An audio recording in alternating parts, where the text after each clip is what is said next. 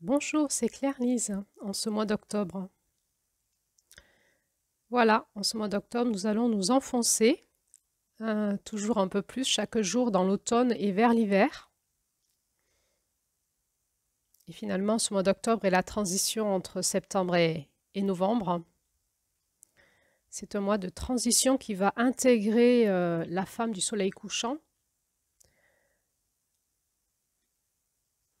Et donc, chaque jour un peu plus, on va s'installer dans cette nuit, ce soir, cette soirée de l'année, pour aller vers la nuit de l'année qui sera l'hiver.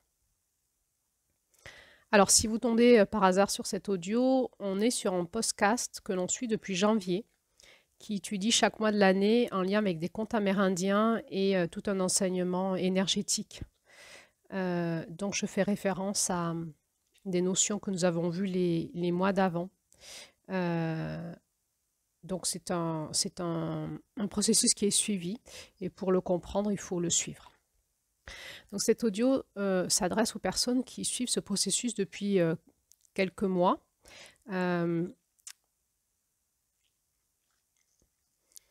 C'est un audio de soutien parce que ce mois d'octobre va nous demander d'aller un pas plus loin dans nos profondeurs.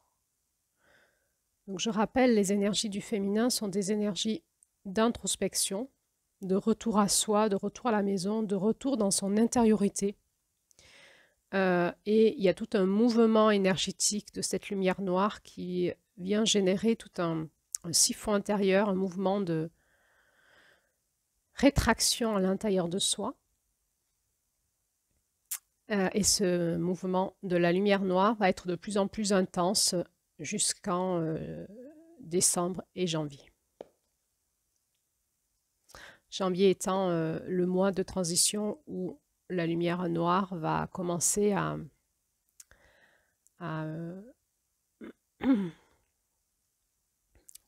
fin janvier à co-créer avec la lumière blanche vers le mois de février. Et énergétiquement, on appelle cela le nouvel an chinois, qui est, je crois, début février. Il y a vraiment un redémarrage énergétique au niveau de la Terre. Et donc, il y aura cette transition janvier-février, lumière noire, lumière blanche. Mais pour l'instant, en octobre, on a passé le solstice de septembre et on est en train de s'enfoncer de plus en plus dans nos profondeurs, dans la diminution de la lumière blanche et l'augmentation de la lumière noire. Dans l'extériorité, dans nos journées, au niveau de l'année, dans le cycle de l'année, nous abordons les mois où il va y avoir de plus en plus de lumière noire sur la Terre et où la nuit va petit à petit dominer sur le jour en termes de temps. Mais aussi où le froid va dominer sur le chaud, j'ai envie de dire. Eh bien, ça va générer en nous ce même mouvement. Et ce mouvement, il est vraiment propice à aller chercher dans nos profondeurs des choses qui ne sont pas à la conscience.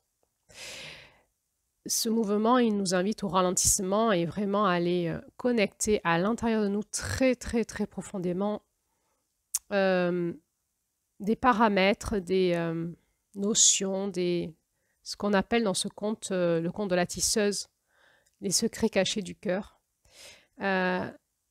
Ces espaces en nous où nous n'avons pas accès si nous ne prenons pas le temps et l'énergie nécessaire pour y avoir accès. L'énergie nécessaire, c'est ralentir, prendre le temps, et ça va générer un ralentissement dans nos fréquences d'ondes cérébrales, un ralentissement dans l'énergie du corps, et ça va nous permettre d'avoir accès à l'intérieur de nous à des choses qui sont engrammées en nous, qui sont là depuis, j'ai envie de dire, presque de toute éternité, et qui ne demandent qu'à passer dans la matière dans notre vie. Mais si nous n'allons pas les écouter, nous n'allons pas co-créer avec cet espace-là dans notre conscience, dans notre masculin, et nous n'allons pas œuvrer pour le faire passer dans la matière. Alors cet audio, c'est une audio de soutien, parce que le féminin il demande à un moment, ces énergies du féminin en nous nous demandent une forme d'indépendance, d'autonomie pour que nous puissions avoir accès à nous-mêmes dans ces espaces-là. Comme je le dis souvent, la dynamique de la structure psychique, qu'on peut appeler aussi mentale, n'a pas accès à ces profondeurs-là de notre être. C'est une autre intelligence, c'est un autre espace de nous. Donc il est difficile d'avoir accès à notre féminin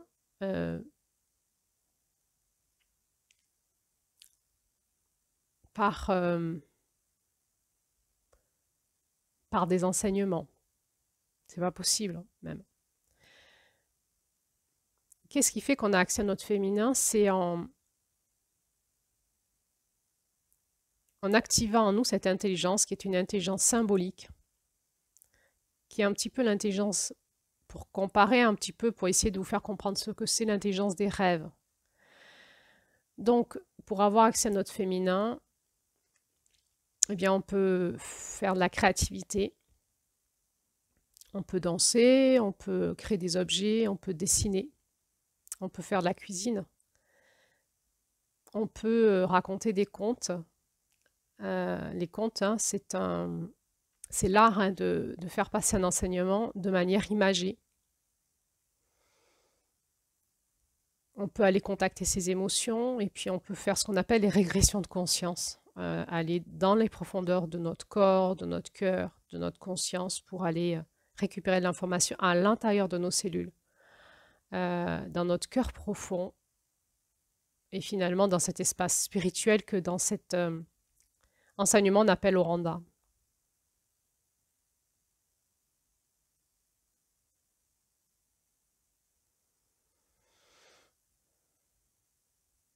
S'il est facile d'expliquer la dynamique du masculin, j'ai envie de dire, de manière verbale, il est impossible d'expliquer la dynamique du féminin de manière verbale. C'est une rencontre de soi à soi-même dans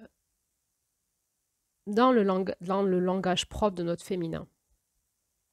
Quand j'anime des cercles autour de ces enseignements chamaniques, je propose beaucoup, en parallèle des enseignements et des échanges verbaux qu'on a autour de ces contes, je propose beaucoup de rituels et de créativité tout au long de l'année, dans un processus long, qui permettent aux hommes et aux femmes qui font ce processus, finalement, d'aller à la fin de l'année, de comprendre qu'est-ce qu'était la dynamique de leur féminin, par la créativité et par des rituels. Donc ça demande à la fois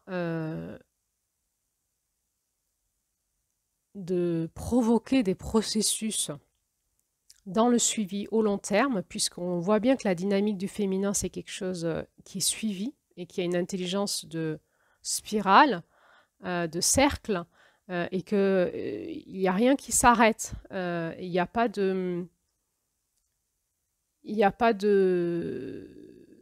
C'est pas haché, c'est quelque chose qui est suivi. Donc, si on veut avoir accès à l'intelligence de notre féminin, il faut aller dans la dynamique. Donc, je parle beaucoup de dynamique, et dans la dynamique du suivi, de la roue, de la spirale. Et c'est en faisant un processus au long terme qu'on finit par comprendre quelle est l'intelligence de notre féminin. Donc, moi, dans les groupes que j'anime, je propose des processus au long terme de créativité suivie. Mois après mois, dans le processus de globalité de cet enseignement. Et je propose chaque mois des rituels à faire soit seul, soit qu'on fait en groupe, et de la créativité qu'on fait ensemble, ou aussi je leur propose de faire des choses à la maison pour permettre aux personnes qui suivent ce processus d'avoir de plus en plus accès à leur intériorité. Et il va y avoir par ce langage du féminin, une révélation à eux-mêmes de qui ils sont dans leur profondeur. Si j'ai là aujourd'hui de vous parler de tout ça, c'est que je sens profondément en moi l'envie de vous aider à ouvrir une porte qui est, il faut y aller, il faut que vous y allez en indépendance, en autonomie. On est sur la fin, le mois d'octobre va intégrer le mois de septembre. va intégrer août-septembre. Octobre, c'est la lune qui intègre août-septembre, c'est la fin de la porte de l'ouest, la fin de la porte du féminin sacré. C'est la lune qui intègre toute la dynamique de la porte du féminin sacré. Donc c'est une grosse lune, c'est un gros passage.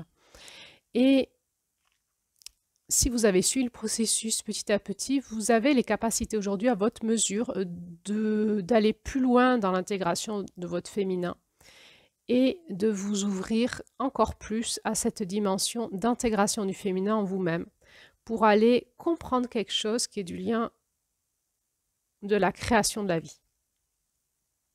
Octobre va nous parler de ça, de mystère de la création de la vie. Alors, si vous avez écouté ce conte, le conte de la tisseuse, ou si vous l'avez lu, ou si vous l'avez écouté et lu, vous vous êtes certainement aperçu qu'encore une fois, on est sur un conte multidimensionnel où le langage symbolique nous parle de plein de choses en même temps. On pourrait dire qu'il y a comme plusieurs histoires qui se succèdent si on regarde de manière linéaire. Ou on pourrait dire que c'est comme une fractale, c'est-à-dire qu'une dynamique en amène une autre, en amène une autre, en amène une autre.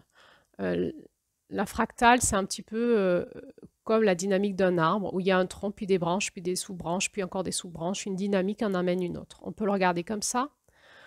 On peut le regarder aussi de manière holographique, c'est-à-dire que tout est contenu dans tout. En tout cas, si on veut accéder à l'enseignement profond de ce conte, cela nous demande de nous arrêter et de quelque part l'étudier, mais dans une dynamique qui nous est propre, celle de notre féminin. Pour avoir accès aux clés de ce conte, il va falloir ouvrir notre intelligence profonde et capter les enseignements de ce conte à notre mesure, à notre façon.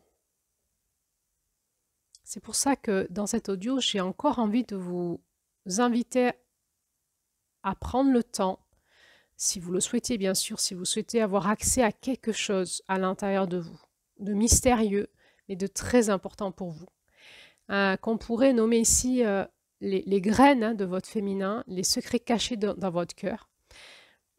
Et c'est pas en écoutant mes audios que vous allez trouver ça en vous, c'est vraiment en laissant la vibration de la couleur rose et de ce conte agir en vous et en vous laissant pénétrer et en vous laissant amener dans vos profondeurs pour aller écouter au tout profond de vous de quoi ça vous parle.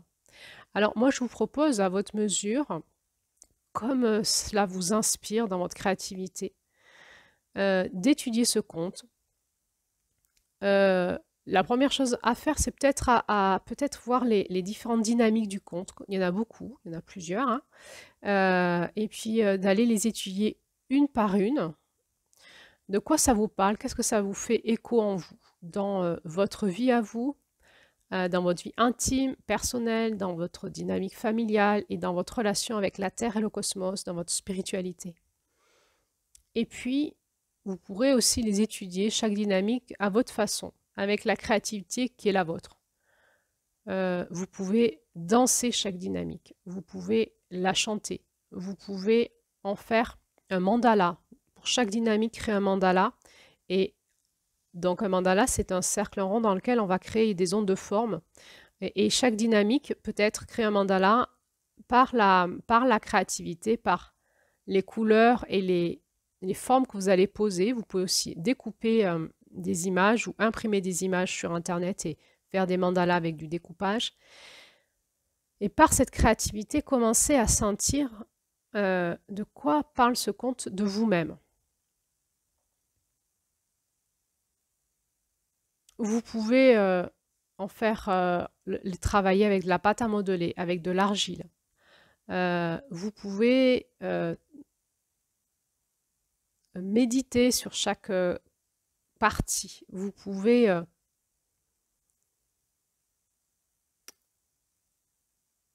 si vous savez le faire, partir en voyage chamanique pour chaque partie du conte. Et au final, essayez de comprendre dans l'intégralité du conte de quoi ça parle dans cet espace en vous-même. Alors, c'est vraiment la dynamique de la quête du Graal, de la quête du chevalier, c'est-à-dire utiliser notre masculin, notre volonté, prendre du temps, prendre du recul, se donner les conditions nécessaires pour accéder à cette partie-là de nous. Mais si on ne le fait pas, on n'y aura pas accès. Ça demande vraiment une volonté propre dans notre masculin d'aller à la rencontre de notre féminin. Ça ne peut pas être autrement. C'est notre masculin qui vient à la rencontre de notre féminin et le féminin va se révéler à lui à ce moment-là. Et ça demande de le faire de manière... Le féminin demande une autonomie du masculin, une indépendance. Donc je vous ai donné des idées, mais il y en a peut-être plein d'autres. Chacun de vous et chacune de vous à votre façon, allez créer comment cette année vous avez envie d'aller à la rencontre de cet espace en vous du féminin qui s'appelle la tisseuse, que vous soyez homme ou femme.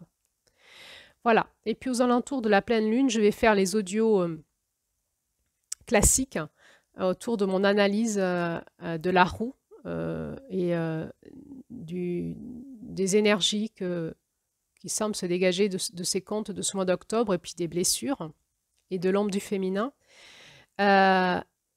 Et donc ça nous laisse ensemble le temps jusqu'à la pleine lune d'aller chacun de nous aller écouter ce que nous dit la tisseuse en nous-mêmes en ce mois d'octobre de manière indépendante, sans se laisser influencer par mon analyse que je vais faire. Et puis ensuite de compléter avec mon analyse si vous en avez envie. Et de se laisser cette deuxième partie du mois, j'ai envie de dire en co-création entre vous, ce que vous avez travaillé à l'intérieur de vous pour aller faire ressurgir de vos profondeurs quelque chose de votre source profonde, de la vie, de l'amour qui était là en vous et qui demandait qu'à être fécondé par votre masculin pour pouvoir tisser avec cette partie-là de vous. Et dans la deuxième partie du mois, se laisser le temps d'intégrer le regard que je propose, l'enseignement que je propose, en lien avec votre propre médecine, votre propre intériorité, et de voir ce que ça va faire à la fin du mois pour nous permettre tranquillement ensuite de basculer vers novembre, en sachant que novembre, décembre et janvier sont donc les lunes de la sagesse profonde du féminin et qui est une forme d'accomplissement et de réouverture pour la roue d'après qui sera l'année d'après.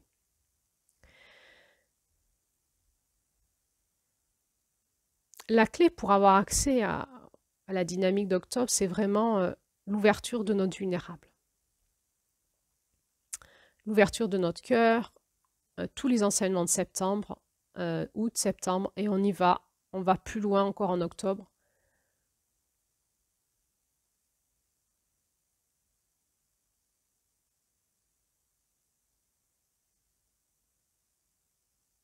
Et peut-être que je vous ferai une audio, je verrai comment je serai inspirée, peut-être avant la pleine lune, pour reparler du vulnérable. J'en ai déjà parlé en septembre, sur une audio où j'avais été inspirée sur le chemin de Saint-Jacques-de-Compostelle. Donc l'audio est difficile à écouter parce qu'il y avait du vent et j'avais pas vraiment du matériel sur moi pour enregistrer comme il faut.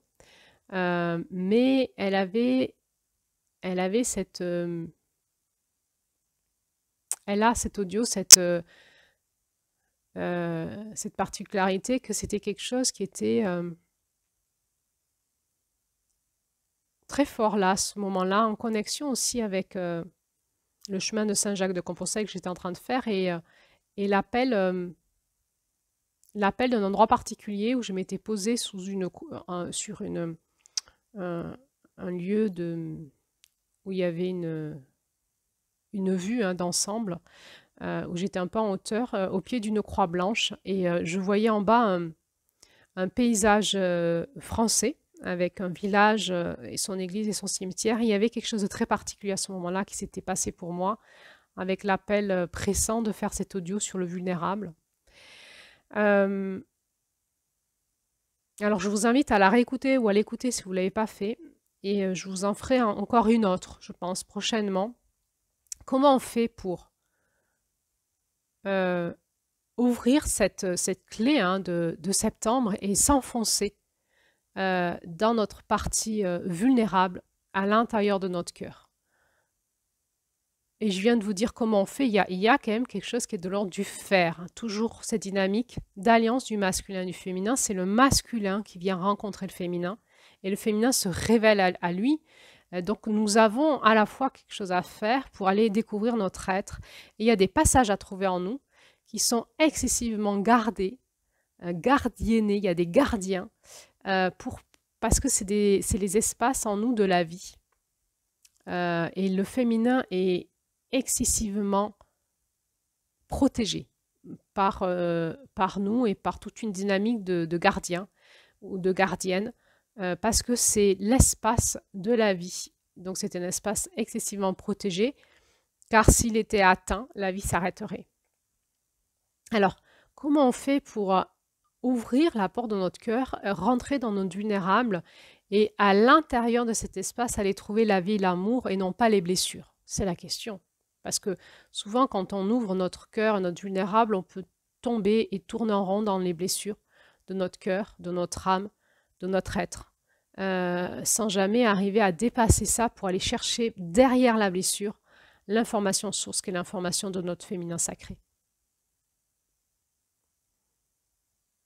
Alors, je vous propose, en ce début de mois d'octobre, de chercher ce passage en vous, d'intégrer cette dynamique de septembre et d'aller beaucoup plus loin en octobre, beaucoup plus profondément.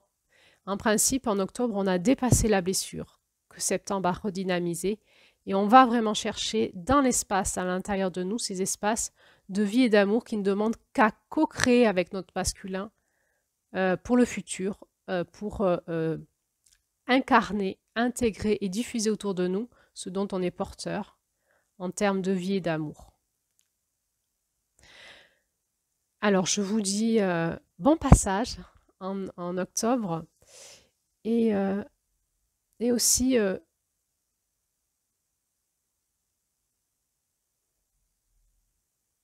un bon bain dans cette couleur rose qui est une couleur d'une grande douceur, d'une grande tendresse.